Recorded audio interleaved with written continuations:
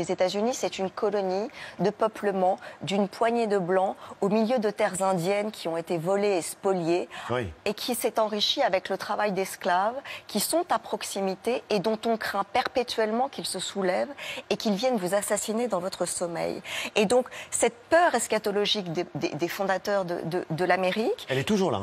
Elle a été entretenue, elle est en filigrane. Les Américains sont une nation profondément vulnérable parce que les Blancs ont toujours l'idée qu'on va venir les déposséder. Hein, c'est le thème de la jérémiade qu'on retrouve dans toute la rhétorique politique américaine. Essayez de conjurer le fait que les minorités viennent vous prendre ce que vous avez alors que vous les méritez. Et c'est... D'où le second amendement, vous avez parfaitement raison, d'où les milices de vigilantes. Oui, ça c'est très frappant aussi dans l'actualité quand on voit par exemple qu'il y a des milices qui ne se cachent même plus, qui se revendiquent visage découvert. C'est un droit constitutionnel. Oui. C'est un droit constitutionnel. Vous avez instauré l'ordre. Vous avez entendu que les deux policiers qui ont tué Breonna Taylor, une femme chez elle, dans sa chambre, n'ont pas été poursuivis par la police, que Trayvon Martin a été tué par un vigilantiste, que Amo Aubry en Géorgie a été tué par des gens qui sont autoproclamés protecteurs de la nation blanche.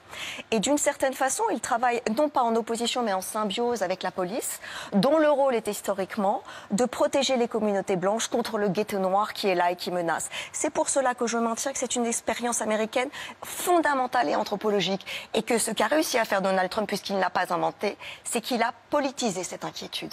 Il n'est pas si bête que ça alors. Hein. Ah mais personne n'a dit qu'il était très bête. Je conteste en revanche l'idée selon laquelle un peu aussi. Ce sont des gens vulnérables parce qu'ils n'ont pas d'éducation et qu'ils ne comprennent pas, qui de façon viscérale ont parlé avec leur tripes en 2016. Bien au contraire, il y a beaucoup d'intellectuels qui ont conspiré à l'élaboration de cette idéologie. Et par ailleurs, il n'a fait que politiser après 8 ans d'un mandat Obama qui avait un petit peu excité tout le monde sur les questions raciales, de parvenir à mettre en discours politique cette conscience latente comme un volcan au sommeil qui est « attention, bonnes gens blancs, quelqu'un vous menace ». Les noirs et les bruns sont là.